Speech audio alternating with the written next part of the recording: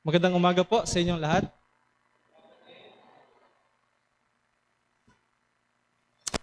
Ngayong buwan pong ito ay sinelebrate natin ang Mother's Day, ang paggunita sa kahalagahan, kasigasigan, pag-aaruga at pangangalaga sa atin ng ating mga nanay. At ako po ay naatasan ngayong linggong ito na mangaral mula po sa salita ng Diyos tungkol sa mga nanay.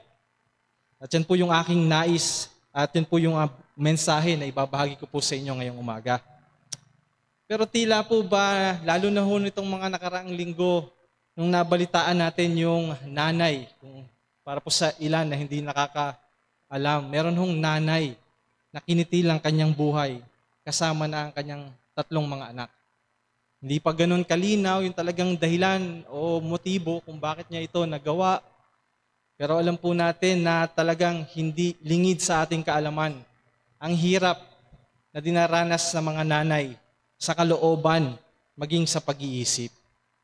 Kaya naman po bago po kayo panghinaan ng loob o sumuko sa buhay mga nanay, pakinggan niyo po ang mensaheng ito na hinango po natin mula sa katotohanan ng salita ng Diyos. Kung meron po kayong mga Biblia, buksan niyo po ang inyong mga Biblia sa 2 Timothy chapter number 1. 2 Timothy chapter number 1. Babasahin po natin mula verse number 1 hanggang verse number 6. Pero ang talata po na pinaghanguan natin ang ating mensahe ngayong umaga ay verse number 5 lamang. 2 Timothy chapter number 1, verse number 1 hanggang verse number 6. Si Pablo na apostol ni Kristo Jesus sa pamamagitan ng kalooban ng Diyos ayon sa pangako ng buhay na nasa kay Kristo Jesus. Kay Timoteo na aking minamahal na anak, biyaya, kaawaan, kapayapaan nawang mula sa Diyos Ama at kay Kristo Jesus na Panginoon natin. Nagpapasalamat ako sa Diyos na mula sa aking kanununuan ay aking pinaglilingkuran sa budhing malinis, na walang patid na inaalala kita sa aking mga daing gabit araw, na kinasasabikan kong makita kita, na inaalala ang iyong mga pagluha, upang ako'y mapuspos ng kagalakan, na inaalala ko ang pananampalatayang hindi pa kunwari na nasa sa iyo, na namalagi muna kay Loida na iyong lelang, at kay Eunice na iyong ina. At ako'y naniniwalang lubos na nasa iyo rin naman. Dahil dito ay naaalala ko sa iyo na paningasin mo ang kaloob ng Diyos na nasa iyo sa pamamagitan ng pagpapatong ng aking mga kamay. Tayo po ay sandaling manalangin. Aming Ama at aming Diyos na makapangyarihan sa lahat, sa mga oras na ito ay lalo't higit po naming idinudulog ang aming pong mga sarili sa inyo at ipinagkakatiwala ang oras ng pangaral ng inyong mga salita. Nawa Panginoon ay inyo pong buksan ang aming puso't isipan at patuloy naming tanggapin ang mga katotohanan at mga prinsipyo na nagmumula sa inyong salita na patuloy na magpapatibay sa inyong iglesia, lalo't higit sa mga nanay na naririto po sa aming pagtitipon ngayong araw na ito. Sa inyo po nawa, ang pinakamataas na papuri at paasalamat sa matamis na pangalan po ng aming nag-iisang Panginoon at tagapagligtas sa si Jesus. Amen. Mga kapatid, binasa po natin ang 2 Timothy chapter 1, verse number 1 to verse number 6, nawa po'y pagpalain ng Panginoon ang pangaral ng kanyang salita. Ang talata po na ating binasa ay nandiyan po si Pablo at si Timoteo. Si Apostle Pablo ay sumulat kay Timoteo na taga Listra. Isa po itong lungsod sa probinsya ng Galacia na nasa ilalim po ng Imperyong Romano. Ngayon po ay yung pong Turkey sa ating pong modernong mapa. Si Pablo ang nag-akay kay Timoteo papunta sa Panginoong Hesukristo. Marahil nung una, niyang pagbisita sa Listra sa kanyang unang paglalakbay bilang misyonero, sa kanyang pong first missionary journey. Pagbalik ni Pablo sa Listra, sa kanyang ikalawang paglalakbay, pinili niyang isama si Timoteo. Si Timoteo ay naging kanyang disciple. Kahit bata pa si Timoteo noon, maaring tinatayang nasa huling bahagi ng kanyang teenage years, mga 18 to 20, o di kaya naman ay early 20s. Simula noon, naging alagad, kaibigan at katuwang siya ni Pablo sa ministeryo. Nakasama niya sa mga lugar tulad ng Berea, Atenas, Corinto, at pati sa paglalakbay patungong Jerusalem. Kasama rin po siya ni Pablo sa unang pagkakabilanggo nito sa Roma. At pagkatapos ng paglaya ni Pablo, ipinadala siya sa Pilipos. Madalas banggitin ni Pablo si Timoteo sa kanyang mga sulat. Nakita natin yan sa Roma, sa Corinto, sa Pilipos, Colosas, Thessalonica, at saka po sa sulat niya kay Philemon. Ginamit ni Pablo si Timoteo bilang kinatawan sa iba't ibang mga iglesia. Makikita natin siyang naglilingkod bilang pastor sa iglesia din po ng Ephesus. Ayon din po sa Hebrews chapter 13 verse number 23, minsan din po siyang nabilanggo, ngunit pinalaya. So nakita po natin yung pagiging matapat na mananampalataya at lingkod ni Timothy. Pero sa 2 Timothy, sa sulat na ito ni Pablo, siya ay nakakaranas ng panghihina. Dahil sa pagsubok sa loob ng iglesia at pag-uusig mula sa mundo. Kaya po siya pinaalalahanan ni Pablo na magpakatatag sa biyaya. 2 Timothy chapter 2 verse number 1. Ito yung kanyang pangunahing hamon sa kanyang unang bahagi ng kanyang sulat. At ikalawa, ipangaral mo ang salita sa 2 Timothy chapter 4, verse number 2. Although sa mga panahong ito na si Timothy ay nanghihina, kasama sa mga paalala at pagpapalakas loob ni Pablo kay Timoteo, ay ang kanyang pinagmulang pananampalataya. Habang nanghihina si Timothy, sa lahat ng kanyang mga pinagdadaanan, ipinaalala ni Pablo ang kanyang pinagmulang pananampalataya. Na nagsimulang maituro sa kanya, mula pa lamang noon na siya ay bata sa pamamagitan ng kanyang lola at ina.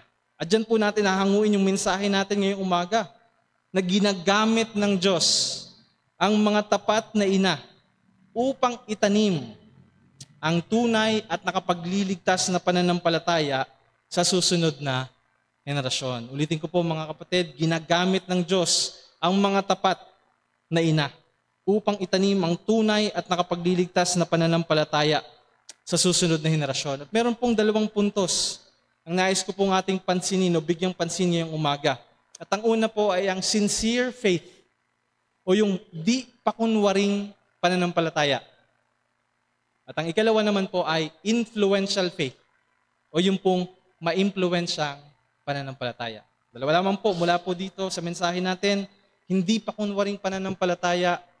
At ang ikalawa, ma-impluensyang pananampalataya. Simulan po natin sa una, di pa kunwaring pananampalataya. Kung papansin niyo po ang inyong mga talata, ang sabi po diyan sa verse number 5, inaalala ko ang pananampalatayang hindi pa kunwari na kay Timothy. Nasabi po diyan ay namalagi muna kay Loida na iyong lelang at kay Eunice na iyong ina.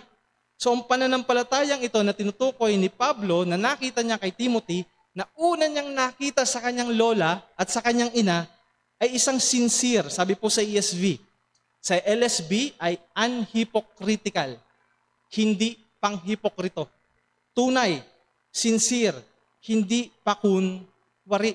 No? Ito po ay yung likas ang pananampalatayang ito. Tunay ang pananampalatayang ito. Nakikita po natin yung pananampalataya, yung pagkakaroon ng pananampalataya ay hindi lamang po para sa mga lalaki, kundi para din po sa mga babae. Ang isang babae, ang isang nanay ay pwedeng magkaroon ng tunay at buhay na pananampalataya. Alam niyo po si Lois o si Loida at saka si Eunice, sila po ay mga Old Testament believers bago sila nakilala ni Pablo. Sila ay matapat na nag-aaral ng lumang tipan na sa mga panahong ito ay yun pa lamang po yung banal na kasulatan na meron sila. Pinag-aaralan nila ang salita ng Diyos. Kaya nung dumating si Pablo para ipangaral, na yung pinag-aaralan ninyong ipinangako sa Genesis 3:15, na dudurog sa ulo ng ahas, yung pinag-aaralan nyo sa mga batas, na magbibigay ng pagbubuhos ng dugo para sa kapaglilinis ng ating mga kasalanan, yung kordero ng Diyos. At yung pong pinag-aralan natin tungkol sa mga propeta sa lumang tipan. pagkakaroon ng hari na magtataguyod sa bayan. Naunawaan nila nung sinabi ni Pablo na ang lahat ng ito ay tumutukoy sa Panginoong Hesukristo. Siya yung dudurog sa ulo ng ahas para palayain tayo sa kapangyarihan ng kasalanan at pagkaalipin ni Satanas. Siya yung kordero ng Diyos na nag-aalis ng kasalanan ng sanlibutan. At siya ang propeta, hari, at isang pari na namamagitan sa mga makasalanan at saka sa ating Diyos. Sipin niyo po kung hindi pinag-aralan ni Eunice at saka ni Loida ang pananampalatayang ito, kung sila yung mga babaeng nagsabing, para lang yan sa mga tatay, para lang yan sa mga lalaki. Hindi yan para sa aming mga nanay ang pag-aaral ng salita ng Diyos. Hindi ho sila magiging mananampalataya. Nag-aral sila ng salita ng Diyos, pinag-aralan nila ang lumang tipan na noon ay meron sila. Ang kanilang pananampalataya ay totoo. Hindi kagaya ng isang pananampalatayang acting lamang. Kaya po panawagan po sa mga nanay na naririto ngayon sa aming pagtitipon na hindi pa mananampalataya o hindi pa tinatanggap ang Panginoong Hesus bilang inyong Panginoon na tagapagligtas. Pag binasa niyo po ang banal na kasulatan, wala hong duda, wala hong lusot, hindi niyo ho makikita na meron pang ibang tagapagligtas malibang sa Panginoong Hesukristo lamang. Siya ay tunay na tagapagligtas. At kung kayo magkakaroon ng tunay na pananampalataya sa Kanya lamang, hindi sa kahit na sino mang iba pang nagsasabing kaya kayong dalhin sa langit at hugasan ng inyong mga kasalanan, tanging sa Panginoong Hesukristo lamang, kayo ay magkakaroon ng tunay na pananampalataya. Hindi pa kunwaring pananampalataya, magkakaroon kayo ng buhay na walang hanggan. Mga nanay, nawa kayo lumapit sa Panginoong Hesukristo, kayo na mga wala pang pananampalataya, magkaroon kayo ng buhay na walang hanggan. Ikalawa, hindi lang po natin nakita na ito ay di pa kunwari yung pananampalataya. Nakita din po natin na ito ay namamalagi. Sabi po sa ating talata, dyan pa rin po sa verse number 5, na namalagi muna kay Loida. Sa English po ay dwells. Sa LSB ay dwelt. Ano ho? Ibig sabihin nito ay nanirahan o nananahan. Ito po yung pananalig na nananahan. Isang pananampalatayang nananahan sa loob. Ito po yung pananampalataya na meron itong mag-inang ito. Sabi ni Paul, siya ay convinced. Ano ho? Siya ay nakatitiyak. Sure. Sabi po sa ESV, siya ay sure. Naniniwalang lubos sa atin pong salin. Si Pablo ay naniniwalang lubos na ang pananampalatayan na buhay at nananahan ay nasa kanyang mga magulang, nasa mga magulang ni Timoteo at ganoon din na sumasa kanya. So, papasin niyo po yun, hindi lamang yung pananampalataya na meron si Loida at saka si Eunice ay matapat at hindi pa kunwari. Ito ay nananahan sa kanya. Para po bang inilarawan ng pananampalatayang ito na isang persona o isang buhay na nilalang na nandoon sa loob ni Eunice at saka ni Loida. At paano natin nalaman na ito ay buhay? Sabi ni Pablo, siya ay convinced. Meaning ito ay nakita niya mismo sa pamamagitan ng kanilang mga salita at sa pamamagitan ng kanilang mga gawa. Ito po yung pananampalataya na buhay. Ito po yung pananampalataya na itinuturo sa atin ng banal na kasulatan.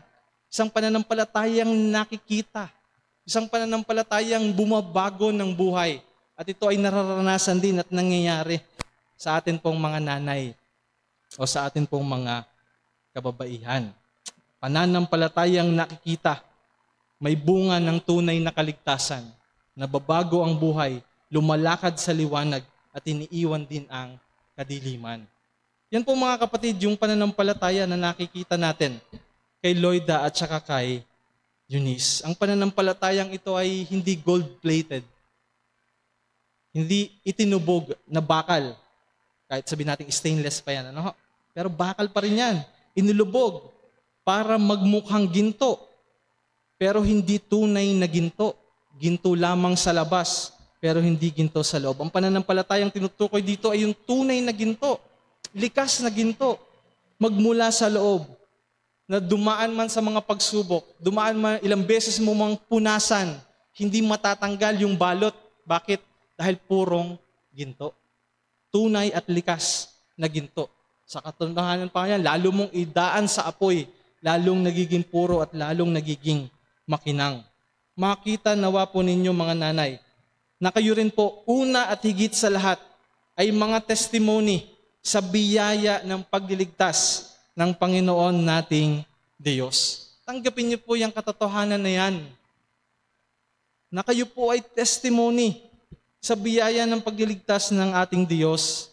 Kayo ay patotoo na nagagawad ang Diyos ng di pakunwari at namamalaging pananampalataya, di lamang po ulit sa mga kalalakihan o mga may pinag-aralan o mga may katayuan sa lipunan o mga leader sa iglesia, kundi maging pati sa mga ordinaryong babae o ordinaryong nanay na nasa loob ng ating mga tahanan. Makita po nawa ninyo sa inyo ang patotoo na di pakunwaring pananampalataya. Manatili po kayo na lumalago sa karunungan, sa pag-aaral ng salita ng Diyos. At manatili din kayong ipinapamuhay ang bagong buhay na natagpuan ninyo sa Panginoong Hesukristo. Magpatuloy sa pagsisikap na mamuhay na kawangis niya. To be like Christ sa abot ng inyong makakaya sa araw-araw. At ang katapatang ito ng inyong pananampalataya ang magdadala sa atin sa ating ikalawang punto.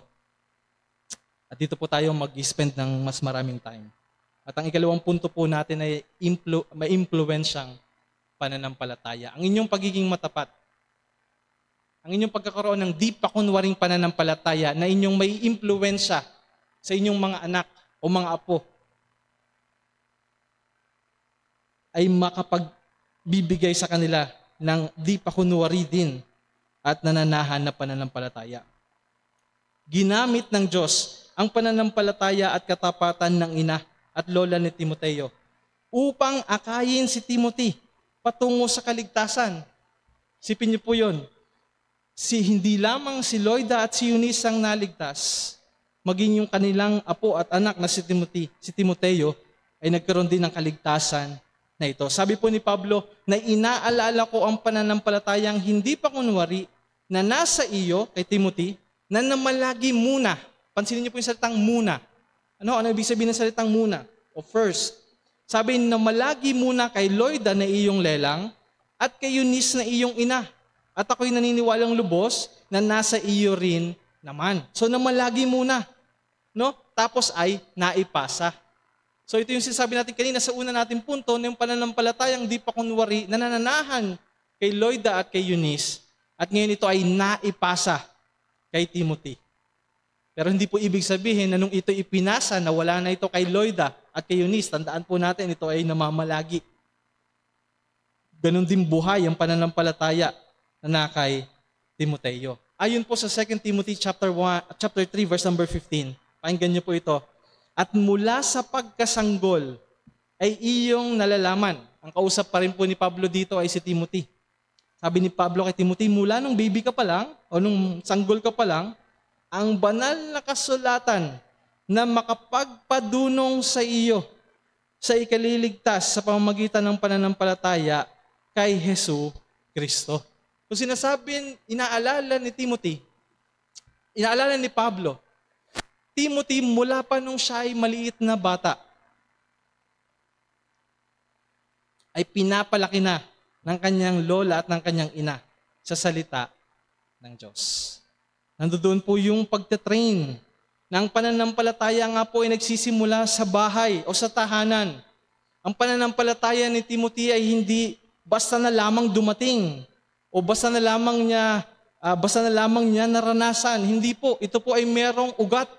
Meron itong roots. At ang tungkulin ng isang mananampalatayang ina o isang Kristiyanong ina o Kristiyanong mga lola ay hubugin ang kanilang mga apo at ang kanilang mga anak sa buhay na itinuturo sa atin ng banal na kasulatan. Ang pagiging ina, motherhood, ay isa rin pong paraan ng biyaya na ibinigay ng Diyos para po sa ating mga bata. Paalala po para sa mga ina na kumikilos po ang ating Diyos sa tapat at araw-araw na pagpapalaki ninyo sa inyong mga anak.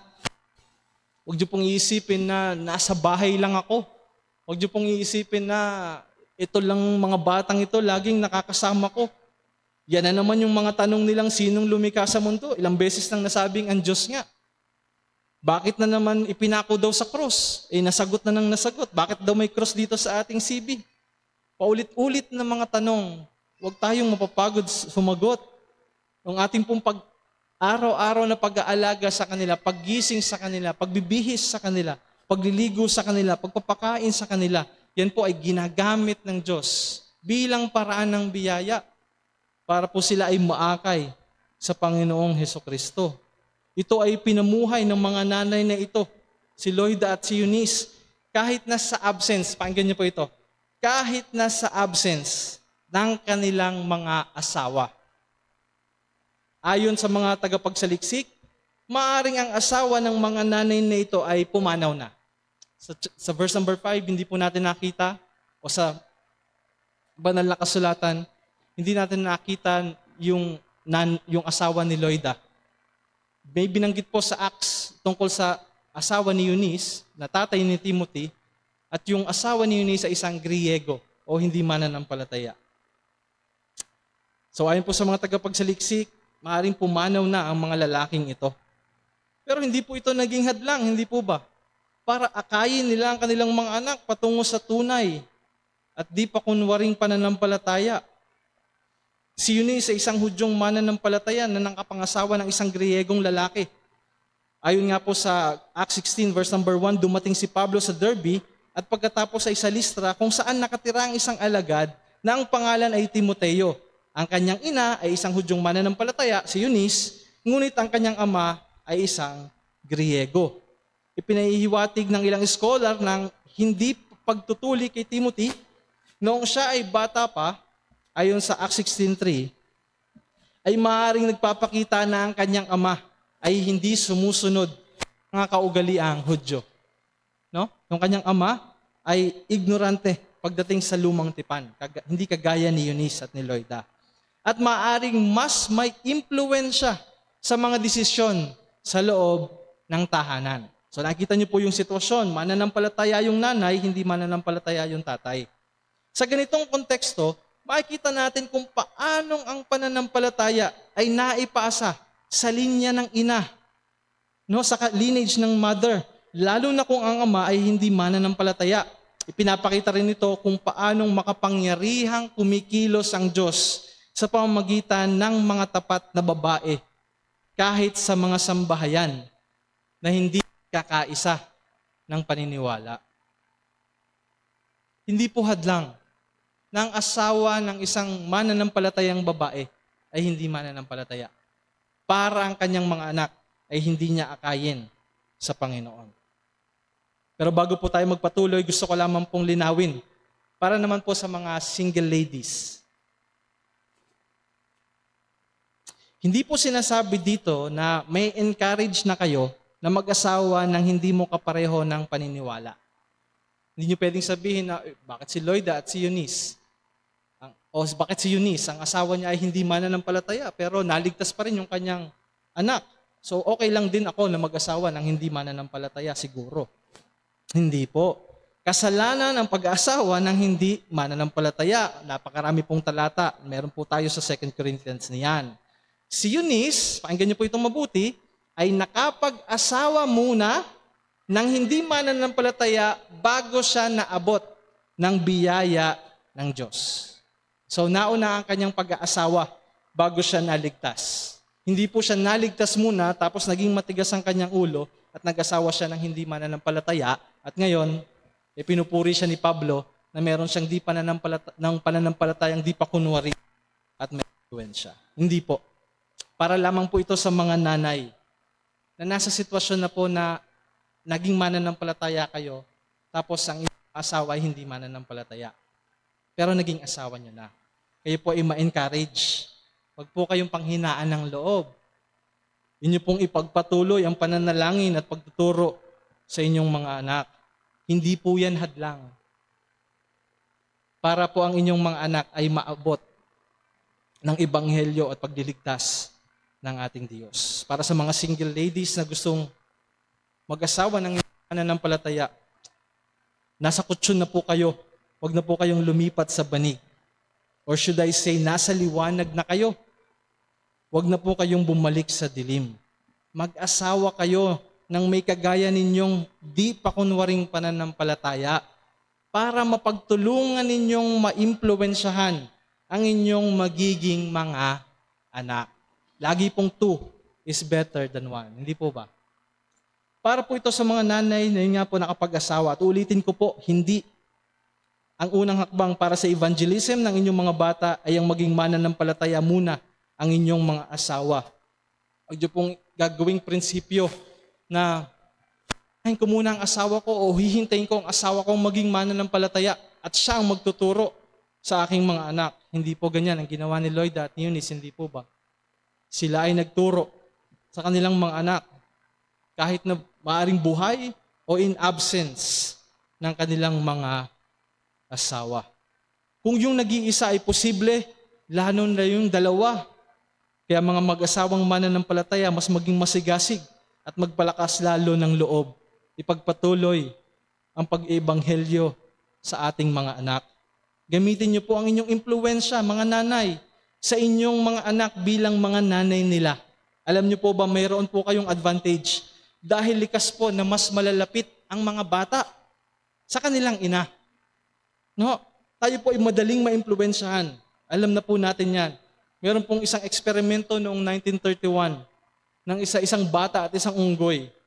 At ang eksperimento po ay para makita yung pinagkaiba ng bata at saka ng unggoy o magkapareho man yata ba sila.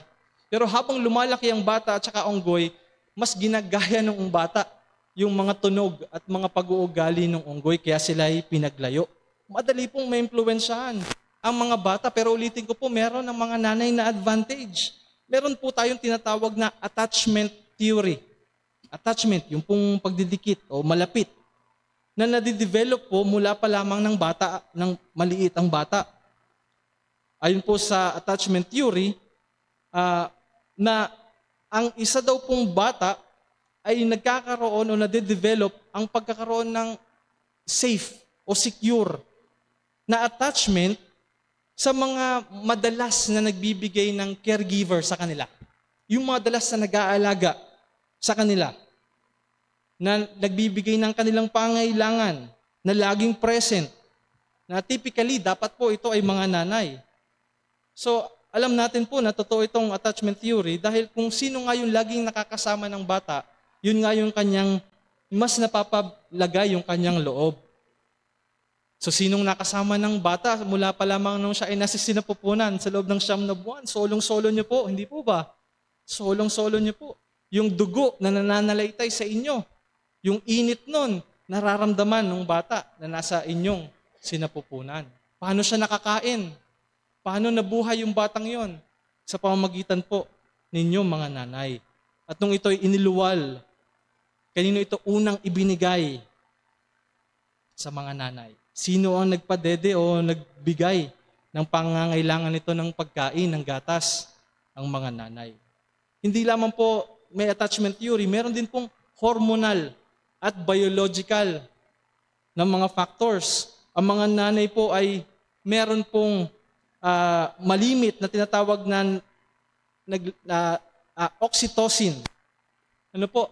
Ayon po sa pag-aaral, ito pong oxytocin na ito po yung tinatawag na love hormone or bonding hormone na nasa mga nanay na ito'y lumalabas kapag kayo po ay nagbibigay ng gatas sa inyong mga anak o kapag nagbe-breastfeeding. Ini-enhance daw po nito yung emosyonal na pagtugon at yung pong physical na pagiging malapit ng isang nanay sa isang bata. Kaya po yung mga nanay na nag-breastfeed ay mayroong mas malapit na koneksyon sa isa't isa. Kaya po meron po kayong mga advantage, nanay, para po sa inyong mga anak. Meron po kayong advantage. Malapit po, likas sa inyo ang inyong mga anak. Gamitin niyo po itong advantage na ito para impluwensyahan silang patuloy sa pananampalatayang hindi pa kunwari at namamalagi. Sino po ang dapat mag-impluwensya sa inyong mga anak? Kung hindi po kayo, hindi po ba? Kayo na ang magsimulang magturo, mag-akay, mag-invite at magpakita ng binagong buhay. Ang buhay na kawangis ni Kristo sa inyong mga anak, maging sa inyong mga asawa. Huwag niyo pong sasabing, hindi naman ako magaling magsalita. Hindi po ako naniniwala dyan. Ang inyo pagiging palakwento ay merong mabuting dahilan. Kapag may nabalitaan kayong malaking eskandalo o isang malungkot na balita, nandoon ang inyong pagnanais na may makausap tungkol dito. Hindi maaaring hindi ko makakausap si Kumare tungkol dito upang maibahagi ang inyong mga komento. Napanood nyo man ito sa social media, nabasa sa kung anumang babasahin o narinig sa inyong mga kakilala. Nandoon laging pagkatapos ko sa ginagawa kong ito, kakausapin ko siya. I-share ko ito sa kanya. Yan po yung tinatawag natin sa panahon nating itong marites. Ma'am, nanay, magaling, likas kayong magaling sa pagbabahagi ng impormasyon. At yan ay mabuting bagay. Mabuting bagay po yan. Ibahagi ninyo ang inyong mga natututunan tungkol sa Panginoon. Hindi po ba? Yung mga naririnig ninyo sa mga napapanood ninyo, gustong-gusto nyong i-share. Bakit yung mga naririnig ninyo sa salita ng Diyos, yung mga natututunan nyo tungkol sa kanyang mga katangian, sa kanyang ginawang pagliligtas, sa kanyang kabaitan, sa kanyang unchanging love na tinatayuan natin bilang ating pundasyon. Bakit hindi magkaroon kayo ng ganong urge o ganong urgency na ibahagi sa inyong mga mahal sa buhay, lalo't higit sa inyong mga anak at mga asawa? Ibahagi ninyo ang inyong mga natututunan sa Panginoong Hesus para ang salitang marites ay mapalitan ng salitang ma-witness. Okay, bye. Ayon po sa Romans chapter 10 verse number 17, ang pananampalataya ay dumarating sa pamamagitan po ng pakikinig. At pakikinig naman sa pamamagitan ng salita ni Kristo. Kung hindi po kayo magsasalita, kung hindi po kayo magkikwento, kung hindi po kayo magtuturo sa inyong mga anak, sa inyong mga apo, sa inyong mga asawa, sino po ang magtuturo sa kanila ng salita ng Diyos? Hihintayin niyo po ang magturo sa kanila ng salita ng Diyos ay yung mga galit sa Diyos at hindi nakakakilala sa Diyos. Na ituturo na si Kristo ay hindi naman Diyos, na siya ay propeta lamang. Magtuturo na wala namang Diyos. Kung merong Diyos, hindi ganito sana ang ating buhay. Hindi ko nakikitang may Diyos, so walang Diyos. Hindi po ba? Huwag niyo pong hintayin na yung mga hindi mananampalataya at yung mga galit sa Diyos ang nagtuturo sa kanila ng mga bagay tungkol sa Diyos. Kayo ang magsimulang magturo at magpatuloy sa pagtuturo at pagkikwento at pagbabahagi sa kanila ng mga natututunan ninyo tungkol sa ating Diyos mula sa Kanyang salita.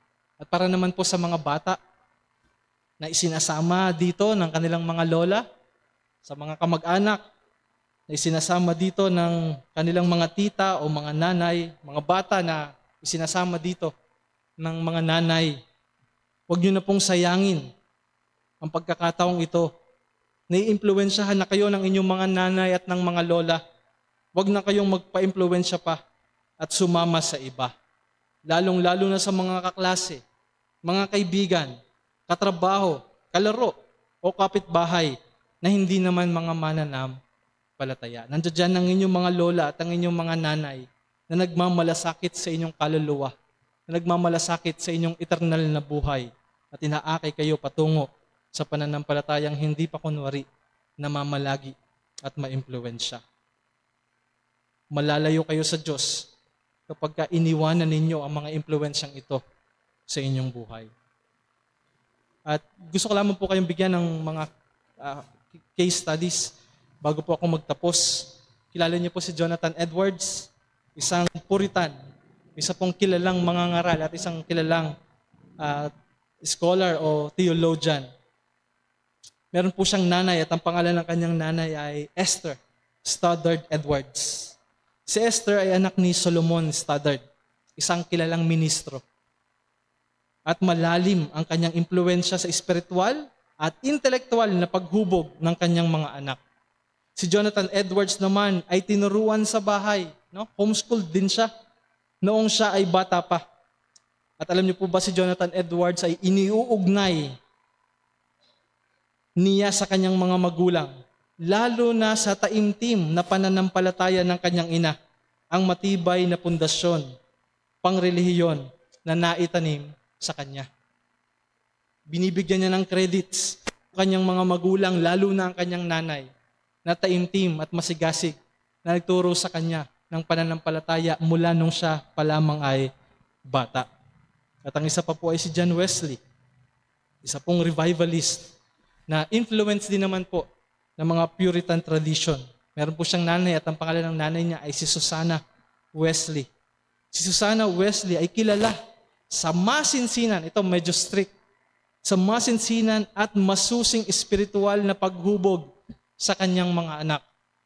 Sabi po sa English ay rigorous. Na ibig sabihin ay talagang mahigpit. Stricto siya pagdating sa paglago o sa pagtuturo ng mga espiritual na bagay sa kanyang mga anak.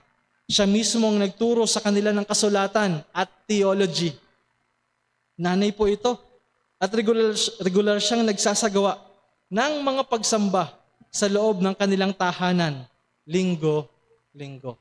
Meron silang mga services na pinamumunuan ni Susana sa magkapatid na John at saka Charles Wesley nung sila ay mga bata pa. Malalim at malinaw ang naging impluwensya niya sa buhay espiritual ni na John at Charles Wesley. Mga nanay, lagi niyo pong tatandaan na ginagamit ng Diyos ang mga tapat na ina upang itanim ang tunay at nakapagliligtas na pananampalataya sa susunod na henerasyon. Manatili sa pagiging faithful sa abot ng inyong makakaya sa lahat ng oras at kayo ang maging impluensya sa inyong mga anak o apo. Huwag niyong sayangin ang biyaya na ibinigay sa inyo ng ating Panginoon. Malaki po ang lugar, pwesto ng mga nanay sa ating lipunan. Mamaya po sa ating Sunday School, meron po tayong mga pag-aaralan tungkol po diyan. Yung po mga nanay na nasa mga tahanan lamang, maaring pag ikinumpara ninyo ang inyong buhay dito sa mga modernong nanay na mga hindi mananampalataya, na kumikita din o mas malaki yung kinikita o kayang bumili ng anumang nais nila. Kung ikukumpara ito sa inyo na matapat, masinsinan, at nagpupursigi sa pag-aalaga at paghuhubog sa inyong mga anak, sa inyong mga tahanan, para sila ay maimpluwensyahan ng pananampalatayang hindi pa kunwari at nananalagi. Wag niyo po itong ipagpapalit at wag niyo pong iisipin na kayo po ay mga walang silbi o kayo po ay mga ganito lamang.